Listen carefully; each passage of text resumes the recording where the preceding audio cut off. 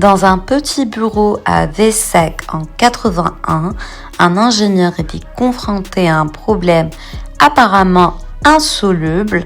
Helmut Bott, le chef développeur de Porsche, devait transformer une 911 en voiture de rallye pour la nouvelle groupe B, une catégorie ne demandant que 200 véhicules de série pour l'homologation, mais autorisant presque tout le reste. 450 chevaux, aucun problème. Transmission intégrale, bien sûr. Électronique plus complexe qu'un avion de chasse, allez-y. Lorsque Bott présenta ses premiers plans à ses collègues, ils dirent simplement « ce sera la voiture la plus avancée du monde ou le désastre le plus coûteux ». Ils avaient raison sur les deux plans. Le nom a été programmé 959 selon la nomenclature interne de Porsche, simplement le prochain numéro libre, pas de mythologie grecque comme pour la Volkswagen Phaeton, pas de poésie italienne, juste un numéro sobre pour une voiture qui allait être tout sauf sobre. Parce que Bott et son équipe développèrent dès 82 était moins qu'une voiture, qu'un laboratoire roulant, un projet de recherche homologué pour la route. Dès 83, au Salon IAA de Francfort, le concept Groupe B fit sensation, là où trônaient habituellement des voitures familiales sages, une 911 argentée aux ailes larges, aux spoilers agressifs et à l'aura imposante, laissait comprendre immédiatement, ici pas de compromis, les 200 précommandes nécessaires pour l'homologation furent réunies en quelques semaines pour un prix annoncé de 400 000 Deutschmark. Mais derrière cette fascination se cachait un défi technique qui poussa Porsche à ses limites. La 959 devait devenir la première voiture de série à suralimentation séquentielle. Le principe, un petit turbo agi à bas régime, puis un second prend le relais à partir de 4000 tours. Résultat, 450 chevaux pour 2,85 litres de cylindrée et plus de turbo-lag, du moins en théorie. En pratique, lors des premiers essais, les arbres de transmission cédaient, la puissance du biturbo était telle que même les composants renforcés ne résistaient pas au couple. Les ingénieurs durent repenser complètement la transmission, ce qui prit beaucoup de temps. En parallèle, ils développèrent une transmission intégrale révolutionnaire pour l'époque, pas de simple 50-50 fixe comme chez d'autres, mais un système intelligent pouvant envoyer jusqu'à 80% de la puissance aux roues arrière selon la situation. À cela s'ajoutait un train roulant adaptatif avec régulation électronique de la hauteur, une technologie aussi futuriste dans les années 80 que la conduite autonome aujourd'hui. Pendant que Porsche peaufinait son chef-d'œuvre, les forêts de rallye du monde entier étaient le théâtre d'une guerre des géants. Audi dominait avec le 4 Lancia répliquait avec le 037, Ford, Peugeot et d'autres conduisaient des machines toujours plus extrêmes. La Groupe B était une course aux armements sans limite. 500 chevaux, 600 chevaux, tout semblait possible. Les pilotes devenaient des gladiateurs. Les spectacles étaient à quelques centimètres de la piste. C'était le sport automobile dans sa forme la plus pure et la plus dangereuse.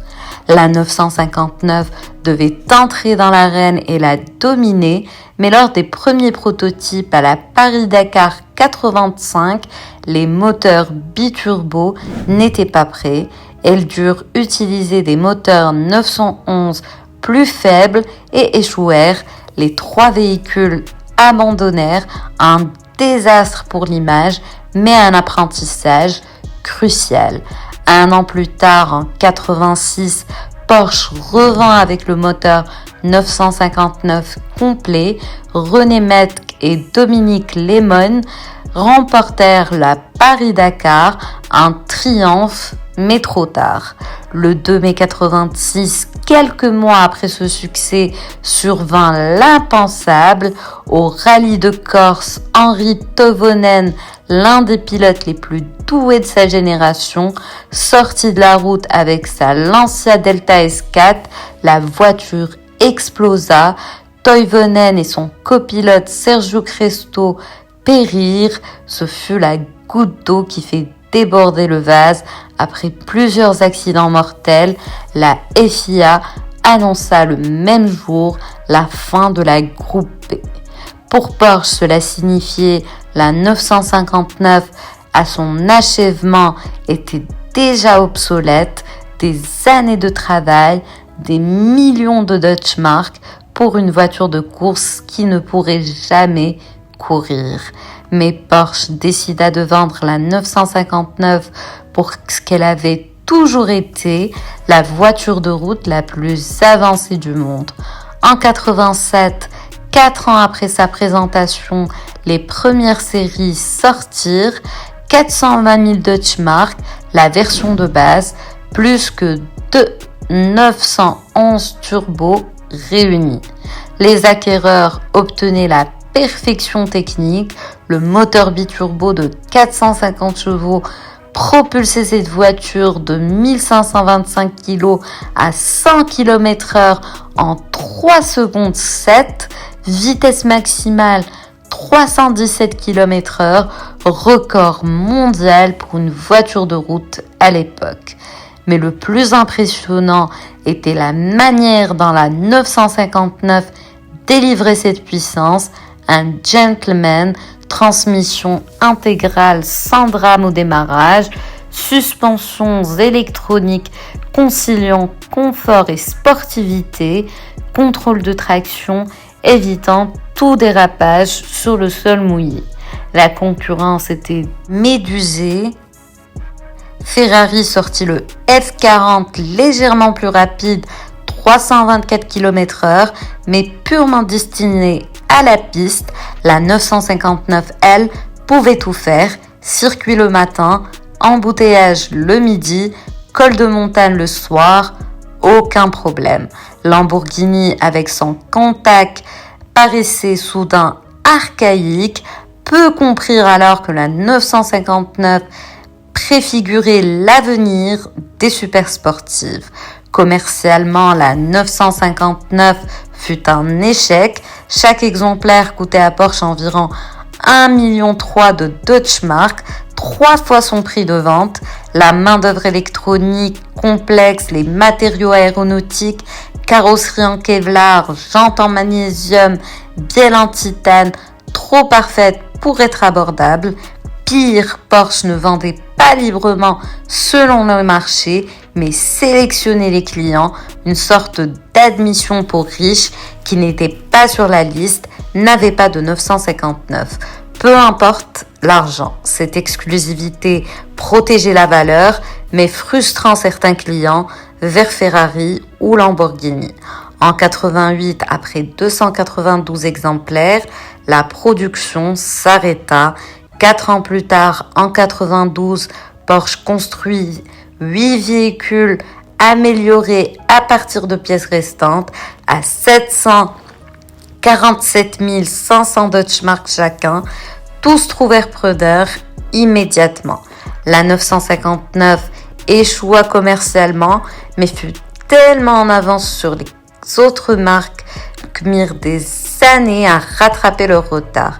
Presque toutes les technologies standards des supersportives actuelles furent introduites par la 959.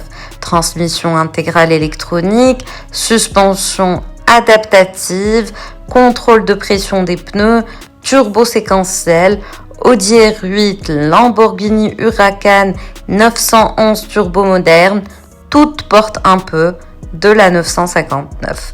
Aujourd'hui, près de 40 ans plus tard, la 959 est ce qu'elle n'a jamais pu être, un classique incontesté, exemplaire bien conservé, coûte 1,5 à 2 millions d'euros. Les 29 versions sport 100 kg plus légères et sans climatisation atteignent des prix records. Les 8 véhicules de la série spéciale 92 sont pratiquement inestimables. Propriétaires célèbres Bill Gates, Jerry Seinfeld, Martina Navratilova, ils comprennent que posséder une 959, c'est posséder un morceau d'histoire technique, une voiture qui prouve que la perfection n'est pas toujours synonyme de succès, mais toujours fascinante. Que s'est-il donc vraiment passé avec la Porsche 959 ?